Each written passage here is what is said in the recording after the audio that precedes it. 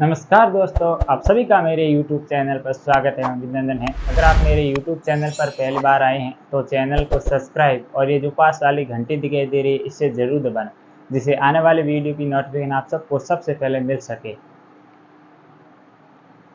Today current affair episode number 43। इससे पहले हमने 42 एपिसोड अपलोड कर चुका हूं मैं। अगर आपने वो कक्षाएं नहीं देखी तो वो ज़रूर देखिए, क्योंकि आपके आने वाले एग्जामों में वहां से क्वेश्चन बन सकते हैं। उसके अलावा मैंने उन वीडियो में बहुत डिटेल से करंट अफेयर और उसके साथ स्टैटिक जीके ऐड करते करते अन्य फैक्ट भी बताए हैं, तो आप वो ज़रूर देखें। आपको प्लेलिस्ट मिल जाएगी, एक मिलेगी जून की और एक मिलेगी जुलाई की। इसमें हम विश्व, भारत और राजस्थान करंट अफेयर संबंधी बात करने वाले हैं। इसके अलावा अन्य फैक्ट भी जानने वाले हैं जो कि आप सभी के एग्जाम की दृष्टि से इम्पोर्टेंट होंगे और आपके एग्जाम में जरूर से जरूर क्वेश्चन आएंगे। आज का पहला क्वेश्चन है, जुलाई 2023 में फीफा, जो कि विश्व स्तर की फुटबॉल संस्था है जो कि फुटबॉल का आयोजन करवाती है, इसके बारे में हम डिटेल से जानेंगे। तो फीफा की नवीनतम रैंकिंग में भारतीय फुटबॉल टीम को कौन सी रैंक प्रदान की गई है? ऑप्शन ए है 97, ऑप्शन बी है 98, ऑप्शन सी है 99 और ऑप्शन डी है 100। तो जो इस क्वेश्चन का जो आंसर होगा वो होगा 99। 99 रैंक आई है भारतीय फुटबॉल टीम की इस रैंकिंग में। तो अब देख लेते हैं कि प्रथम स्थान पर कौन रहा है। तो प्रथम फीफा द्वारा जारी या फीफा रैंकिंग में फर्स्ट और सेकंड पर कौन रहा है? तो जो फर्स्ट पर रहा है वो हो रहा है अर्जेंटीना।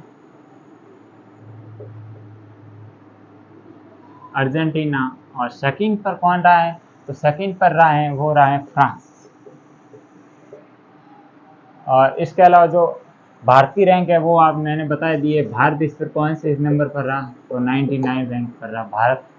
और इसके द्वारा भारतीय कप्तान कौन थे? भारतीय फुटबॉल टीम के कप्तान कौन है? तो भारतीय फुटबॉल टीम के कप्तान है सुनील छेत्री। सुनील छेत्री। और ये विश्व के चौथे खिलाड़ी है जो सर्वाधिक गोल करने वाले खिलाड़ी है। चौथे नंबर, इनका स्थान चौथा है। सर्वाधिक गोल करने वाले चौथे खिलाड़ी है, सर्वाधिक गोल करने वाले। इससे पहले एक प्रथम स्थान पर कौन है? तो प्रथम स्थान पर हैं क्रिस्टियानो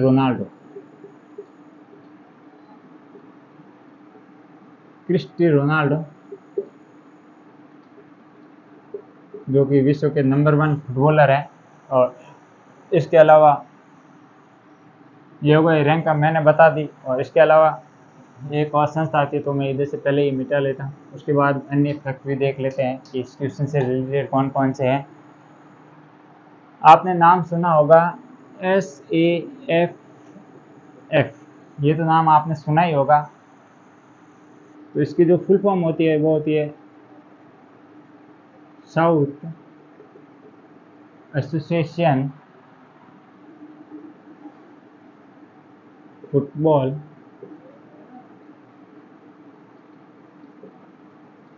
फेडरेशन, SAFF। और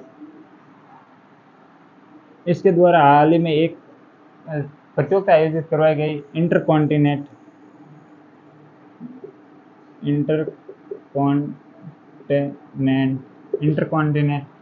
और उसका विजेता कौन सा देश बना? तो इंटरकॉन्टिनेंट विश्व कप भारत उसका विजेता बना। ध्यान रखना ये प्रतियोगिता हाल ही में हुई है। और उप विजेता कौन था इसका? उप विजेता तो वो था लेबनान इसका उप विजेता था, ये ध्यान रखना। और इसके अलावा अन्य फैक्ट में और देखें तो अब आ जाता है फीफा वर्ल्ड कप 2022 में जो हुआ था। उसका पूरी डिटेल देख लेते हैं। फीफा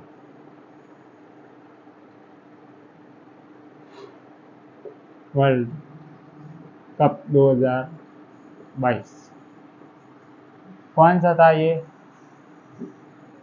तो इसका आयोजन कहाँ पर हुआ? पहले आयोजन वो हुआ था दोहा। दोहा जो कि कतर की क्या है? राजधानी।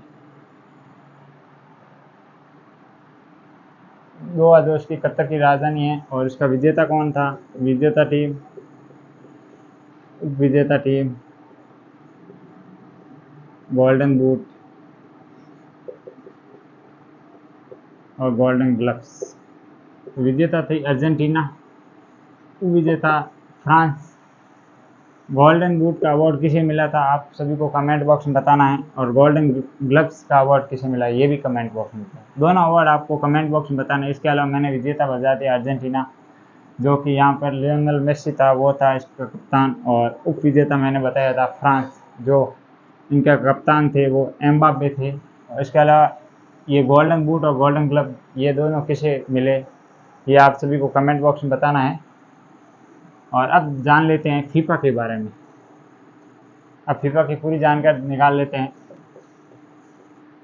फीफा, इसका फुल फॉर्म क्या होगी? वो होगी federation of the association.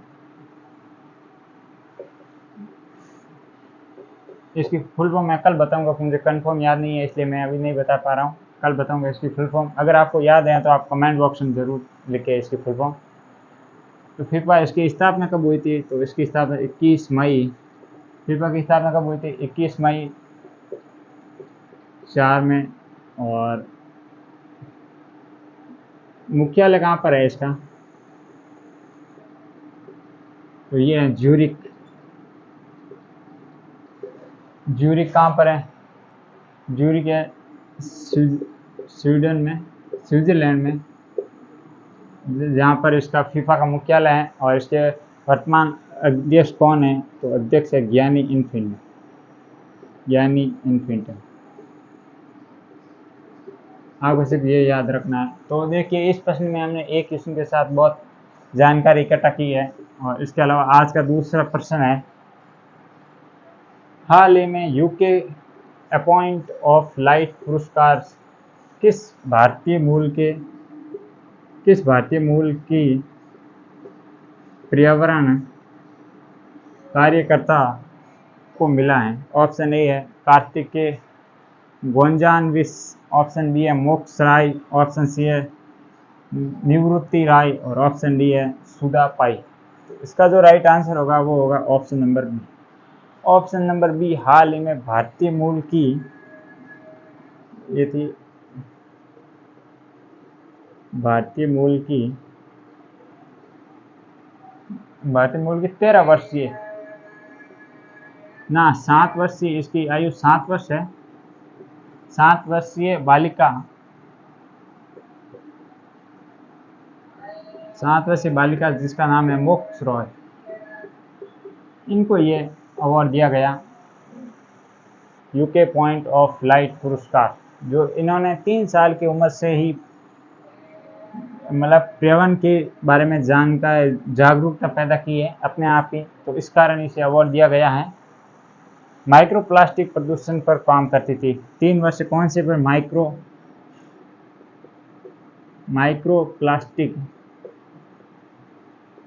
Micro plastic प्रदूषण पर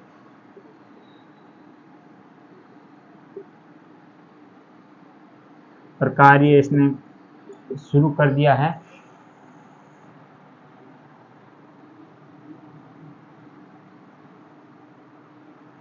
इसके अलावा अब हम देख लेते हैं अन्य मतलब कौन कौन से पुरस्कार दिए गए हैं। तो मैं ये सारी जानकारी इधर लिख लेता हूँ ऊपर के कौन कौन से किसे कौन सा अवार्ड दिया गया। जैसे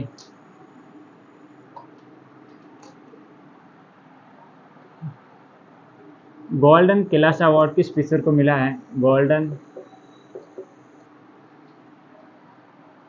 गोल्डन कैलाश अवार्ड किस पिक्चर को मिला है? तो वो मिला है नामेरा। आप सभी को ये बताना है कि नानेरा पिक्चर किस राज्य की है। बहुत इम्पोर्टेंट है। अगर आप स्टेट लेवल की भी तैयारी करते हैं तो ये आपके लिए इम्पोर्टेंट होगा। तो आपको ये बताना है कि नानेरा जो पिक्चर है ना वो किस स्टेट की है। और इसके अलावा एक और पुरस्कार है, वो है 71वां मिस यूनिवर्स। मिस यूनिवर्स 71वां मिस यूनिवर्स का खिताब या मिस यूनिवर्स का खिताब किसने जीता? तो वो जीता था Bonnie Gabriel. Bonnie Gabriel Gabriel और ये कहाँ की थी? USA, America. ध्यान रखना ये भी। सर्वोच्च अभिनेत्री ऑस्कर अवार्ड किसे मिला है? सर्वोच्च अभिनेत्री सर्वोच्च अभिनेत्री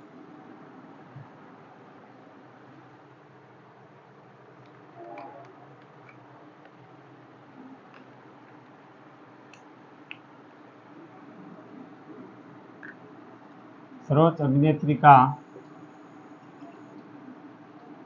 ऑस्कर अवार्ड किसे मिला है? तो आप सभी को ये बताना है कि सर्वोच्च अभिनेत्री ऑस्कर का अवार्ड किसे मिला है। तो ये मिला है मिशेल। मिशेल को मिला है सर्वोच्च अभिनेत्री ऑस्कर का अवार्ड। और इसके अलावा अन्य और कोई जो है ऑस्कर देख लेते हैं कि किसे कौन सा मिला है। और ये जो महिला है ना मिशेल, ये एशिया की पहली महिला है, एशिया की प्रथम महिला है जिसे ये अवार्ड मिला है। ध्यान रखना। इसके अलावा ये में अन्य फैक्ट और देख लेते हैं कौन कौन सा अवार्ड, क्योंकि इसके साथ अवार्ड आया है तो अवार्ड से रिलेटेड सारे करंट अफेयर के क्वेश्चन एक आपका रिवीजन हो जाएगा और वापस देख लेते हैं। जैसे एबल पुरस्कार, एबल पुरस्कार, एबल पुरस्कार 2022 का किसे दिया गया एबल पुरस्कार? तो ये मिला लुइस कैपरले। लुइस कैपरले लुइस कैपरले को मिला है। तो ये और ये लुइस कैपरले वो कहाँ के निवासी है? तो ये है अर्जेंटीना के निवासी है लुइस कैपरले, जिन्हें ये एबल पुरस्कार 2022 दिया गया है। और इसके तो इस क्वेश्चन के साथ और अन्य फैक्ट भी देख लेते हैं। तो जैसे और होते हैं रोगों से संबंधित, तो जैसे दांतों का पीला पड़ना किस कारण होता है? तो फ्लोराइड की अधिक मात्रा के कारण होने से पड़ता है। तीसरा प्रश्न है, हाल ही में भारत के शोधकर्ताओं ने किस देश के साथ मिलकर ड्यूकेन मस्कुलर डिस्ट्रॉफी, जिसे शॉर्ट में डीएमडी कहते हैं, के उपचार का विकास किया है? ऑप्शन ए है जापान, ऑप्शन बी है कनाडा, ऑप्शन सी है ब्राजील और ऑप्शन डी है ब्रिटेन।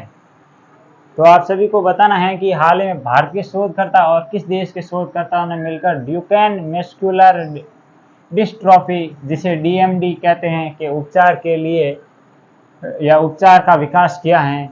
ऑप्शन ए है जापान, ऑप्शन बी है कनाडा, ऑप्शन सी है ब्राजील और ऑप्शन डी है ब्रिटेन। तो इसका जो राइट आंसर होगा वो होगा जापान। हाल ही में जापान के वैज्ञानिकों से मिलकर भारतीय वैज्ञानिकों ने इस डीएमडी के उपचार का विकास किया है। इसके अलावा हम जान लेते हैं कि ये ड्यूकेन मस्कुलर डिस्ट्रॉफिक, जिसे डीएमडी कहते हैं, ये आखिरकार है क्या? तो ये एक आनुवंशिक रोग है।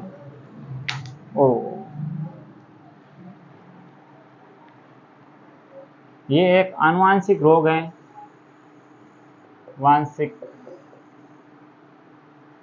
आनुवंशिक रोग है जो कि विशेष तौर पर केवल पुरुषों में होता है, ये महिलाओं में नहीं होता है। केवल पुरुषों में होता है ये रोग, और वो भी बचपन में जब बच्चे होते हैं तब। इसमें क्या होता है कि मांसपेशियां होती है ना, मांसपेशियों के अंदर डिस्ट्रॉय एंजाइम, जिसे कौन सा एंजाइम है? वो है डिस्ट्रोकिन एंजाइम, डिस्ट्रोकैन एंजाइम, इसमें ये जम जाता है, इस कारण ये रोग फैलता है और इससे ये मांसपेशियाँ टूट फूट जाती हैं या टूट फूटने इससे उपचार होता है। टूट फूट उपचार हेतु हैं। और इसके अलावा डिस्ट्रॉय एंजाइम बंद व्हील चेयर, अगर ये किसी व्यक्ति को अगर ये रोग हो जाता है तो वो उसका इलाज तो अभी तक नहीं था, इस कारण ये इस रोग से वो व्हील चेयर पर व्यक्ति आ जाता है और वो चलने में असक्षम रह जाता है। जैसे ये इनके पैर हैं, अगर ये पैरों में यहाँ पर ये रोग हो गया ना तो यहाँ पर ये सारी जो नसें जो है यहाँ पे ब्लॉक हो जाएगा, इस कारण इस व्यक्ति को यहाँ से चलने में प्रॉब्लम आएगी और वो सीधे व्हील चेयर पर आ जाएगा। ध्यान रखना, इस कारण ये रोग होता है। और इसके अलावा अब हम अन्य फैक्ट भी जान लेते हैं कि भारत और जापान के साथ कौन कौन से अभ्यास होते हैं और कौन से अन्य, जैसे धर्मगॉर्जन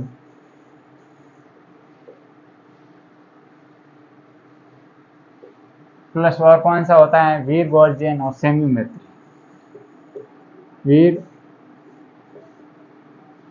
वीर गॉर्जियन प्लस सेम्यूमेत्री, ये तीनों भारत और जापान के मध्य आयोजित होते हैं। भारत और जापान,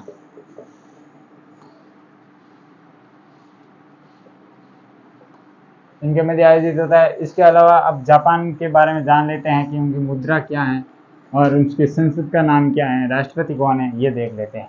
यहाँ पर मैं फैक्ट लिखते जा रहा हूँ, आप ध्यान रखना और आप अपनी नोट कॉपी या जो भी रफ कॉपी या नोट्स लिखते हैं उसमें ये भी लिखते जाना आगे। जैसे जापान राजधानी और मुद्रा, संसद का नाम, और इसके अलावा वहाँ के पीएम कौन है और वहाँ पे सबसे बड़ा द्वीप कौन सा है। तो राजधानी टोक्यो, मुद्रा है वो येन, संसद का नाम है डाइट, संसद का नाम है डाइट, और पीएम कौन है तो फूमियो किशिडो है। आप सभी को ये बताना है कि जापान के पूर्व पीएम शिंजो अबे को भारत के द्वारा कौन सा अवार्ड दिया गया है, कौन सा सर्वोच्च सम्मान दिया गया है।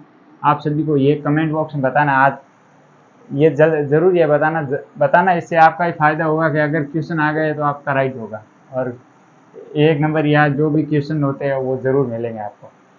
एक नंबर की वैल्यू होती है, पॉइंटों में मेरिट छूटती है, तो एक नंबर तो बहुत काफ़ी होता है, आगे और पीछे चले जाते हैं। और वर्तमान में जापान के पीएम कौन है तो वो हैं फूमियो किशिडो,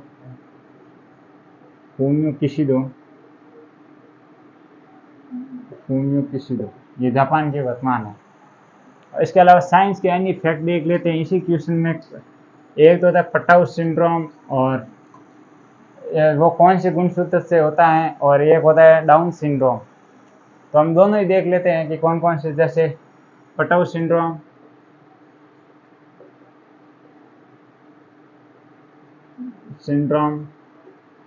और एक है डाउन सिंड्रोम।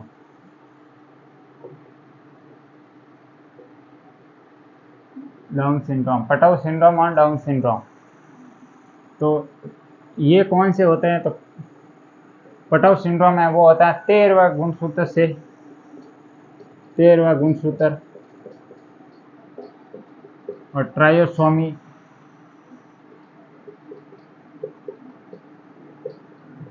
ट्रायोसोमी की कमी से होता है। और ये डाउन सिंड्रोम में वो कौन से होता है तो डाउन सिंड्रोम होता है वो होता है 21वें गुणसूत्र ट्रायोसोमी से। तो याद रखना ये दोनों की कमी से होता है। ये दोनों फैक्ट भी याद रखना इसी के साथ। इसके अलावा शाही रोग किसे कहते हैं? शाही रोग।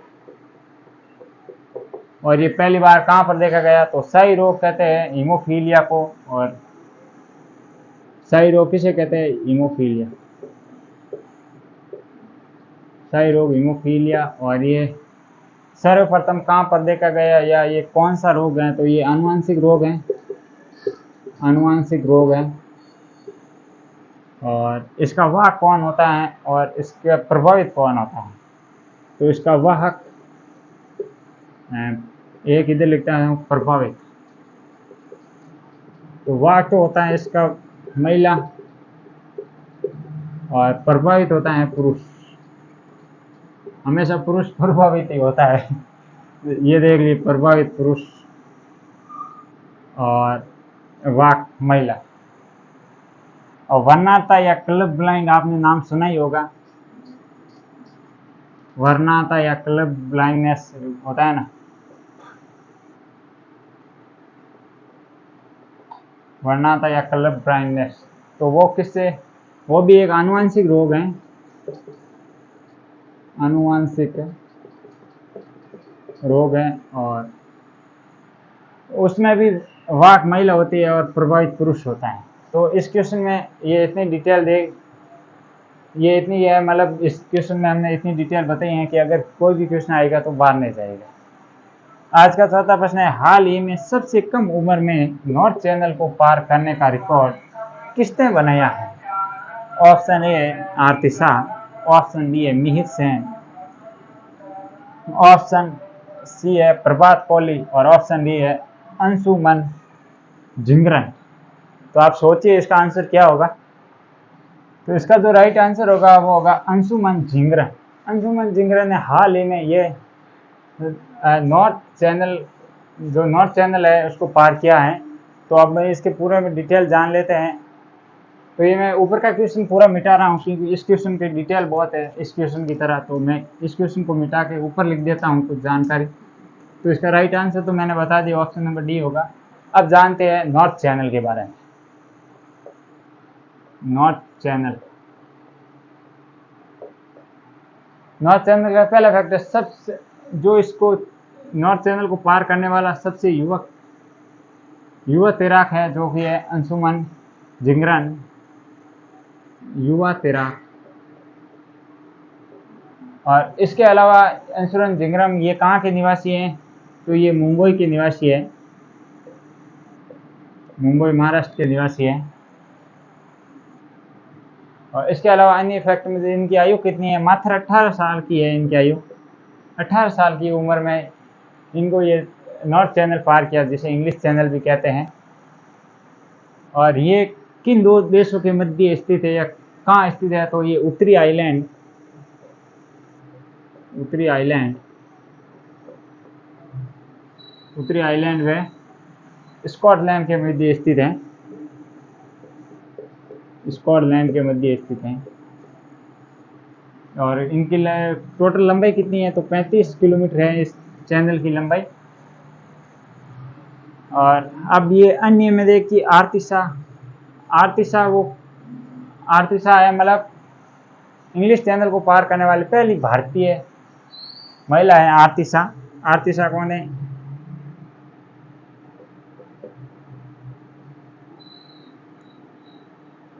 इंग्लिश चैनल को पार करने वाली, इंग्लिश चैनल को पार करने वाली प्रथम भारतीय महिला, प्रथम भारतीय महिला आरती शाह भी है। और इसके अलावा मिहिर सेन, तो ये प्रथम भारतीय पुरुष है जो इंग्लिश चैनल को पार करने वाले, इंग्लिश चैनल को पार करने वाले प्रथम भारतीय पुरुष। तो मैं इतना ही लिख देता हूँ पुरुष, बाकी वापस टिपने से कोई मतलब नहीं है, ये यहाँ पर मैंने बता दिया और बोल दिया है।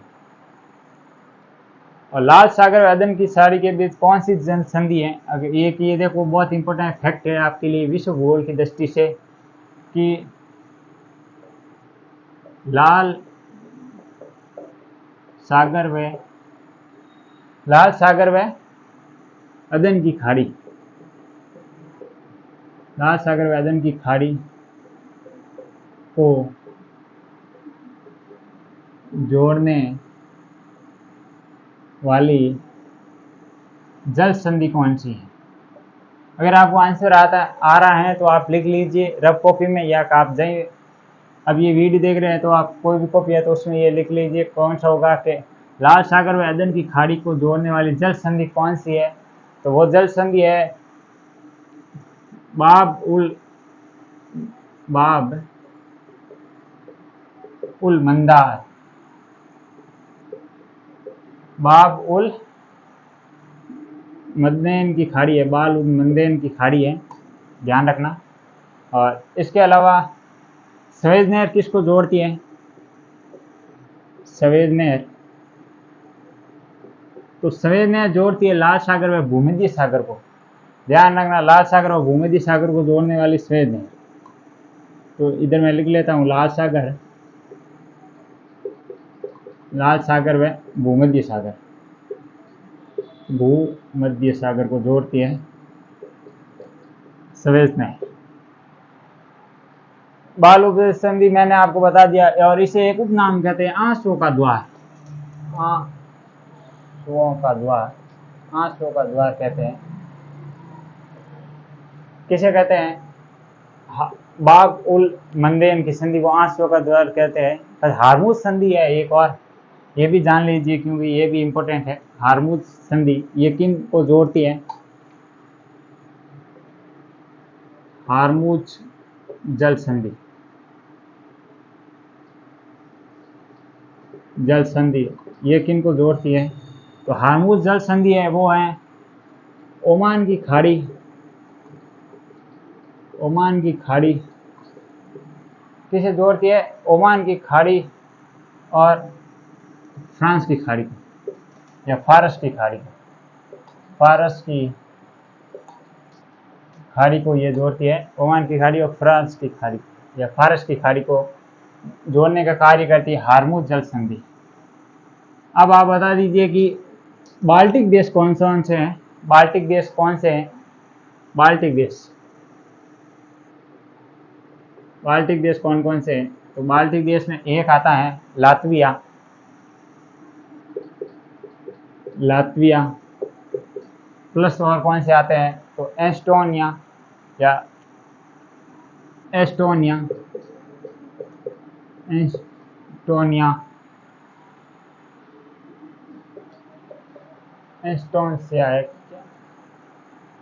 एस्टोनिया, और इसके साथ एक और आता है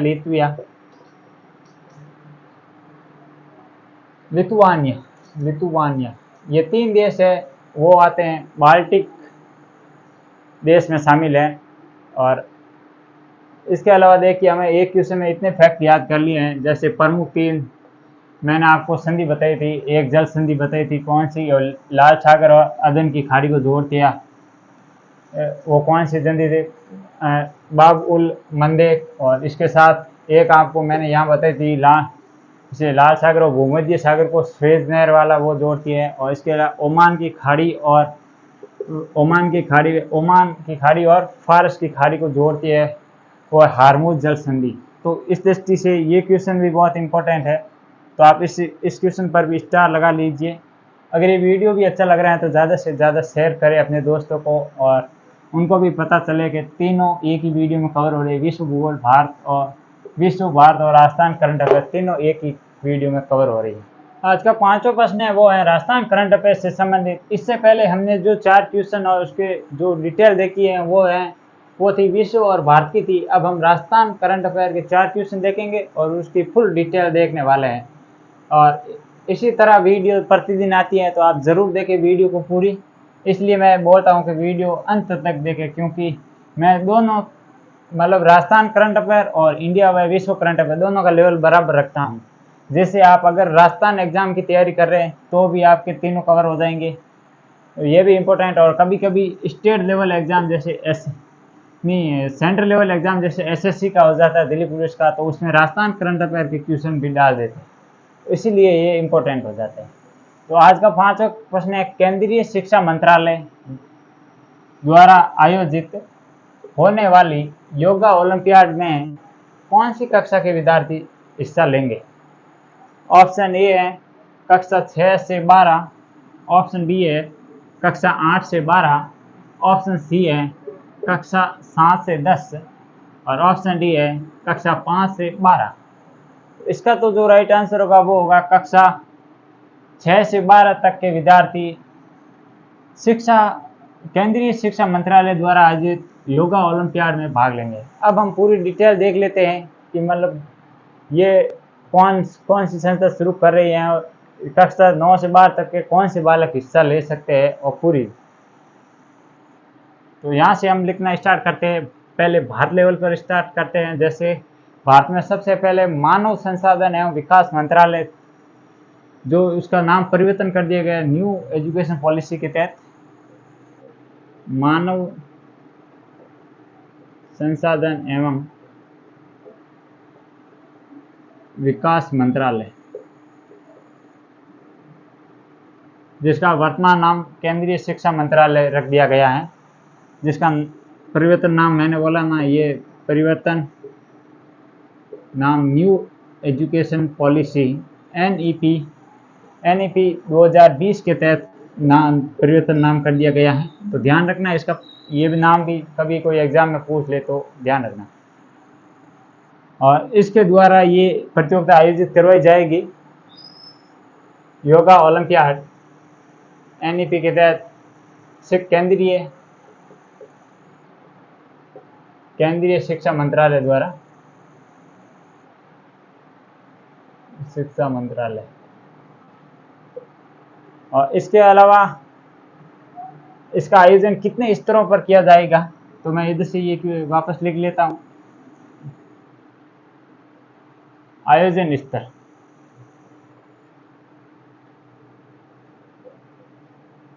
इस प्रतियोगिता आयोजन सबसे पहले होगा स्कूल स्तर पर, स्कूल स्तर, और उसके बाद होगा जिला स्तर पर।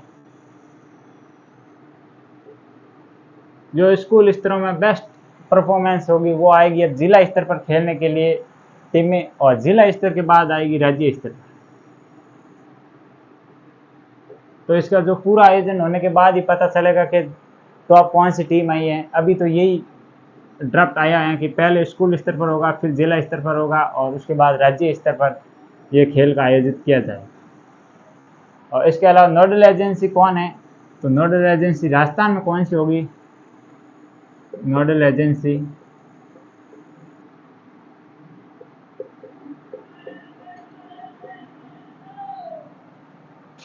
राजस्थान में नोडल एजेंसी कौन सी होगी, तो राजस्थान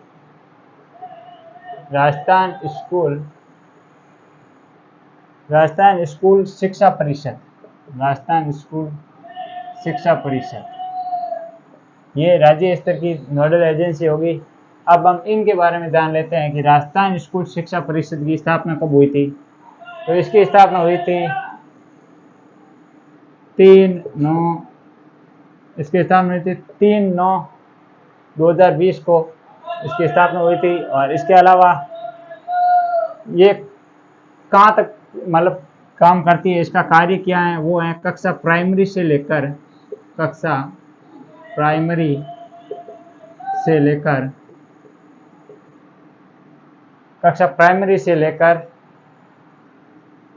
12वीं तक के बच्चों को, जो मतलब प्राइमरी से लेकर 12वीं तक के कक्षा से जो भी गेम खेल आयोजित उससे संबंधित कार्य करती है। और इनके द्वारा ही एक कार्यक्रम चलाया गया, समग्र विकास कार्यक्रम, समग्र शिक्षा कार्यक्रम, समग्र शिक्षा कार्यक्रम। इसके तहत 3 कार्यक्रमों को शामिल किया गया था। ये बहुत इंपॉर्टेंट है, ध्यान रखना, समग्र शिक्षा कार्यक्रम। वो कौन कौन से 3 कार्यक्रम है जो इस राज्य शिक्षा परिषद के द्वारा चलाया गया या राज्य स्कूल शिक्षा परिषद के तहत चलाया गया, तो उसमें एक आता है, सबसे पहले आता है शिक्षक शिक्षा। इसमें यह कहा गया है कि जो सबसे पहले तो शिक्षक खुद शारीरिक और मानसिक रूप से शिक्षित होना चाहिए, फिर बच्चों को शिक्षित करेगा। तो इस कार्यक्रम के तहत तो शिक्षकों को शिक्षित किया जाएगा। और इसके अलावा दूसरा कार्यक्रम है सर्व शिक्षा अभियान।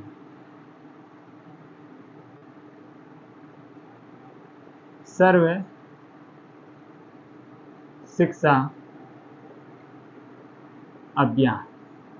और इसके अलावा तीसरा कार्यक्रम है राष्ट्रीय माध्यमिक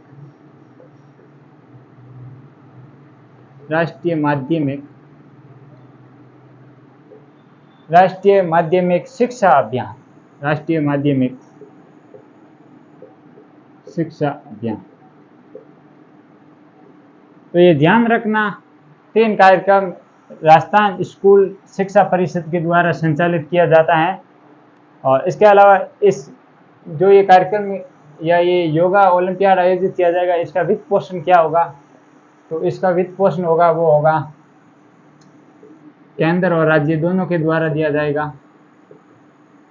केंद्र व राज्य, केंद्र का हिस्सा 60% केंद्र देगी और 40% राज्य देगी इस प्रतियोगिता के लिए, जो भी खर्च आएगा वो। अब राजस्थान के 2 विद्यालय हैं वो ही इसमें भाग लेंगे इस ओलंपियाड में, बाकी के नहीं लेंगे। अब कौन कौन से वो 2 हैं वो मैं अभी बता देता हूँ आपको। तो वो ही केवल भाग लेंगे, दूसरे कोई भी इसमें भाग नहीं लेंगे। तो राजस्थान के 2, या मतलब ऐसे लिख देते हैं, योगा ओलंपियाड में भाग, योगा ओलंपियाड में 2 स्कूलें भाग लेंगे या 2 विद्यालय भाग लेंगे। कौन कौन से हैं? तो एक तो है कस्तूरबा गांधी विद्यालय। राजस्थान में जो भी या जितने भी कस्तूरबा गांधी विश्वविद्यालय हैं, यहाँ मतलब विद्यालय हैं,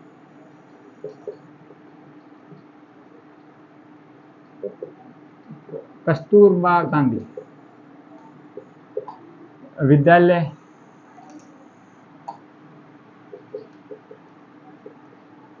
और इसके अलावा सेकंड नंबर पर कौन से आएंगे? तो सरकारी अंग्रेजी स्कूल विद्यालय। जो भी इस साल या पिछले साल सरकारी अंग्रेजी माध्यम के स्कूलें शुरू की गई थी वो इसमें भाग लेंगी।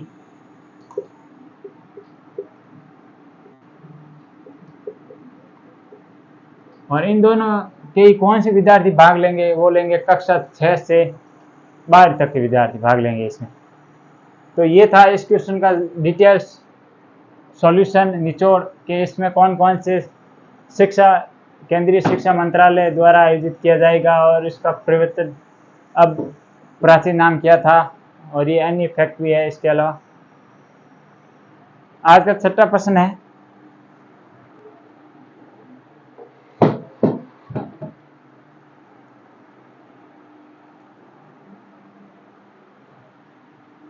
आज का 6वां प्रश्न है, आज का 6वां प्रश्न है, PM Kusum component C field level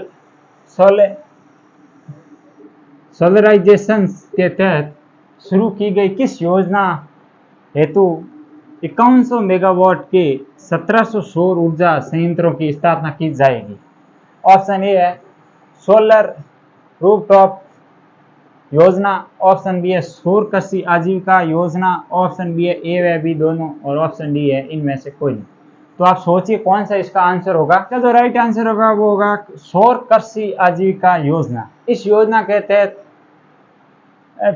5100 megawatt के 1700 सौर ऊर्जा संयंत्रों की स्थापना की जाएगी। तो अब हम इनके बारे में पूरा डिटेल से जानते हैं। तो ये ऊपर का मैं ये क्वेश्चन अब मिटा रहा हूँ क्योंकि इस क्वेश्चन में भी इतनी डिटेल की जानकारी है। तो हम अब शुरू करते हैं ये क्वेश्चन और इसका पूरा निचोड़ निकालते हैं। जैसे पीएम कुसुम योजना, सबसे पहले तो ये देख लेते, पीएम कुसुम योजना, ये योजना कब आई है और कब से शुरू हुई है? तो ये योजना थी 19 फरवरी 2019 को शुरू हुई थी इंडिया लेवल पर। और इसमें 3 प्रमुख घटक और 3 कंपोनेंट हैं। 3 घटक 3 कंपोनेंट, 3 घटक या कंपोनेंट, मतलब इसका ये अर्थ होता है कि इसमें तीन शर्तें हैं कि कौन कौन सी इसमें कैसे मतलब बिजली उत्पादित की जाएगी और कैसे लाभ मिलेगा उसके बारे में बताया गया है। जैसे एक है भूमि पर विकेंद्रीकरण, इसमें नंबर 1 है वो है भूमि पर विकेंद्रीकरण। भूमि पर विकेंद्रीकरण, इसमें क्या होगा, आप ग्रिड कंपोनेंट लगा सकते हैं 2 मेगावाट से 1000 मेगावाट का या 10,000 मेगावाट का, 2 मेगावाट से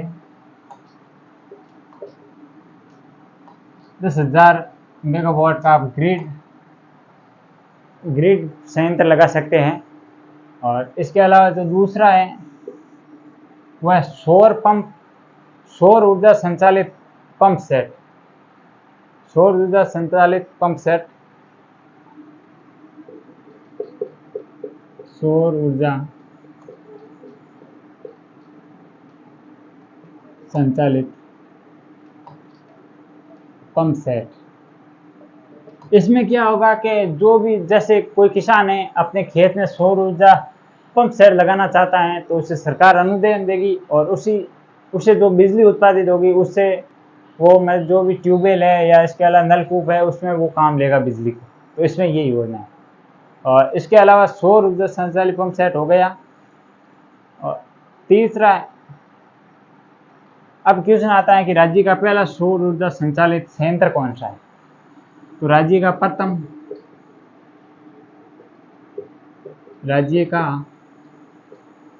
प्रथम सौर ऊर्जा संचालित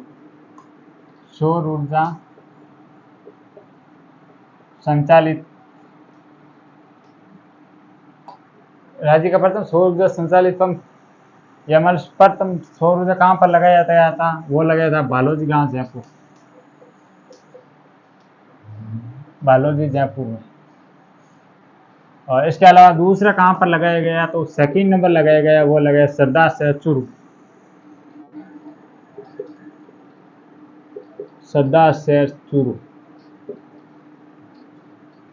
शहर चूरू में ये दूसरा पंप सेट लगाया गया था। और इसके अलावा जो भी राज्य सरकार द्वारा अन्य कोई भी जैसे वर्तमान ग्रिड संबंधी पंप सेट लगाता है तो उसे 30 लाख रुपए की अनुदान राशि दी जाती है। और इसके अलावा जो खाली पड़ी जमीन पर पंप सेट लगाता है और विद्युत पंप सेट लगाता है और विद्युत पंप सेट लगाता ग्रिड, तो उसमें ये लगाया जाएगा जो मैंने बताया था 5100 मेगावाट के 1700 सौर ऊर्जा संयंत्र की स्थापना की जाएगी। तो ये क्वेश्चन भी इतने डिटेल में जाना है कि इसके बाद कुसुम योजना के बारे में 3 प्रमुख कंपोनेंट या घटक थे और इसके बारे में, तो ये क्वेश्चन भी आपके एग्जाम में आ सकता है। 7वां प्रश्न है, केंद्र सरकार के national institute of wind energy की स्टडी रिपोर्ट के अनुसार देश में विंड एनर्जी पोटेंशियल में राजस्थान किस स्थान पर रहा है। ऑप्शन ए प्रथम, ऑप्शन बी है पंचम, ऑप्शन सी है द्वितीय और ऑप्शन डी है तृतीय। तो इसका जो राइट आंसर होगा वो होगा ऑप्शन नंबर ए, प्रथम स्थान पर। इसमें प्रथम स्थान पर रहा है केंद्र सरकार की जो report national institute of wind energy study के अनुसार विंड एनर्जी पोटेंशियल में राजस्थान प्रथम स्थान पर रहा। अब हम इनके बारे में डिटेल जान लेते हैं कि कौन से, जैसे भारत सरकार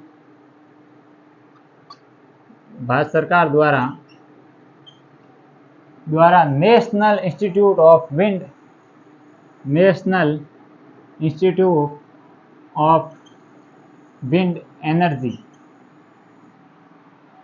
एनर्जी की स्टडी है, जो ये एक संस्था है, इसके द्वारा ये भारत में जो भी मतलब अध्ययन किया जाता है वायु पर या विंड पर, उस पर। और इसके अलावा study report wind energy potential में राजस्थान में कितने पॉइंट थे या कितने लाख की थी, मतलब तो मेगावाट 2.04 लाख मेगावाट उत्पादित, लाख MW उत्पादित। और इसके अलावा विंड एनर्जी राजस्थान में अब देख लेते हैं, मतलब पूरी डिटेल जान लेते हैं इस विंड एनर्जी के बारे में। तो अब हम यहाँ से इसका विस्तारित अध्ययन करने जा रहे हैं। जैसे फैक्ट नंबर 1 है, राजस्थान में सर्वाधिक संभावित, मतलब किस जिले में सर्वाधिक इसकी संभावना है ये पवन ऊर्जा की। तो राजस्थान में सर्वाधिक संभावना किस राज्य में है, तो मतलब किस जिले में है, तो वो जैसलमेर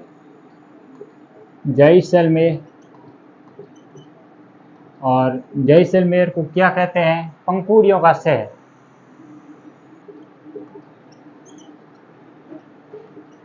पंखुड़ियों का शहर कहते हैं जैसलमेर को, ध्यान रखना। और इसके अलावा नीतियां, अब प्रमुख कौन कौन सी नीति है, प्रथम नीति कब आई थी पवन ऊर्जा से संबंधित, और वर्तमान में नवीनतम कौन सी है वो भी देख लेते हैं। जैसे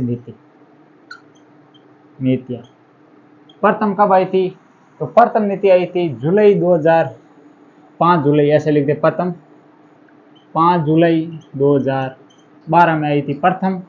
और नवीनतम आई है, जो नवीनतम आई है वो आई है दिसंबर 2019 में, दिसंबर 2019 में जो ये नवीनतम पवन ऊर्जा से संबंधित नीति आई है। और इसके अलावा प्रमुख इकाइयाँ कौन कौन सी है मतलब पवन ऊर्जा से संबंधित, तो हम ये भी जान लेते हैं। अगर वीडियो अच्छा लग रहा है तो ज़्यादा से ज़्यादा अपने दोस्तों को शेयर ज़रूर करें ताकि वो भी इस क्लास का लाभ उठाए और हमें भी मोटिवेशन मिले कि हमारे कितने स्टूडेंट देख रहे हैं मेरी क्लास को। तो आपका कर्तव्य बनता है कि ज़्यादा से ज़्यादा इस क्लास को शेयर करें ताकि वो भी लाभ उठा सके। तो अब प्रमुख इकाइयाँ कौन कौन सी हैं वो देख लेते हैं। राजस्थान में पवन ऊर्जा से संबंधित इकाइयाँ कौन कौन सी है वो देख लेते हैं।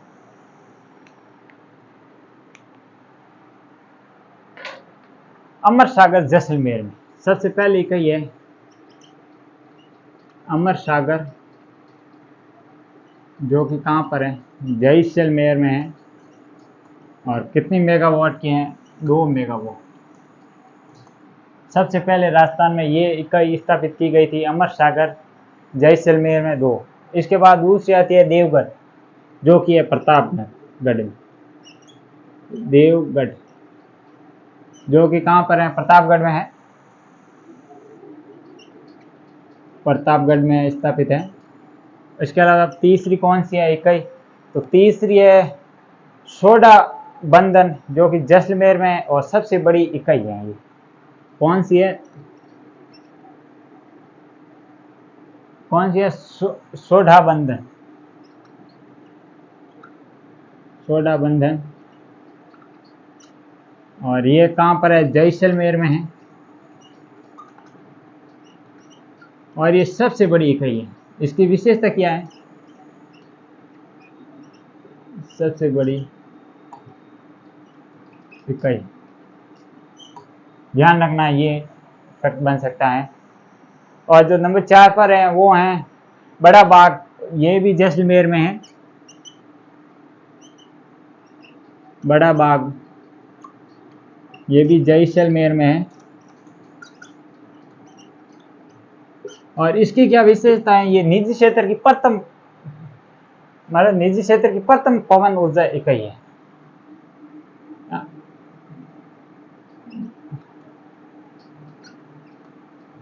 निजी क्षेत्र की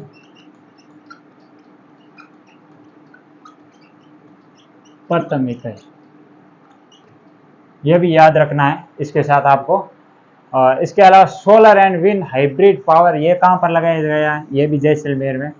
तो एक इधर 5 नंबर और है, एक ऊपर लिख देता हूँ मैं। 3 याद रखना प्रमुख इकाई राजस्थान में, एक है अमर सागर जो कि जैसलमेर में 2 मेगावाट की है। और इसके अलावा देवगढ़ जो प्रतापगढ़ में है। और इसके अलावा तीसरी है सोडा बंधन जैसलमेर में है और ये सबसे बड़ी इकाई है। और इसके अलावा नंबर 4 है वो है बड़ा बाग, ये भी जैसलमेर में है। और इसकी क्या विशेषता है, निजी क्षेत्र की ये प्रथम इकाई है, ध्यान रखना ये भी। और इसके अलावा एक और है 5वीं, तो नंबर 5 पर है वो है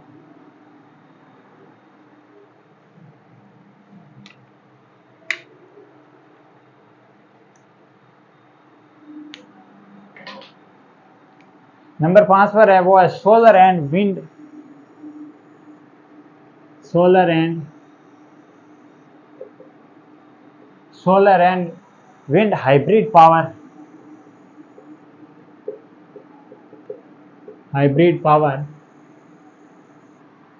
power plant Jaisalmer, power plant Jaisalmer. तो ये 5 जगह याद रखना है। इसके साथ ये जो मैंने क्वेश्चन बताया था ये भी याद रखना है। और ये क्वेश्चन हमने इतनी डिटेल देख ली, पूरा इसका सॉल्यूशन हो गया है। तो अब आज का 8वां प्रश्न है, चीन के हांगझो में होने वाले 19वें एशियाई खेलों के लिए इंडियन ड्रेसाज टीम में राजस्थान के किस राइडर को शामिल किया गया है? ऑप्शन ए है योग्या सिंह, ऑप्शन बी है फिरदौसी कायम खानी, ऑप्शन सी है दिव्यकृति सिंह और ऑप्शन डी है किरण बादल। तो इसका जो राइट आंसर होगा वो होगा दिव्यकृति सिंह। दिव्यकृति सिंह को राजस्थान इंडियन ड्रेसाइज टीम के राजस्थान के खिलाड़ी को शामिल किया है, वो हैं कीर्ति सिंह। इसके दिव्यकृति सिंह। अब हम इनकी डिटेल जान लेते हैं क्या योग्या सिंह कौन है। तो इधर के ये क्वेश्चन मैं ड्रॉ कर रहा हूँ, यहाँ पर लिखते हैं योग्या सिंह के बारे में।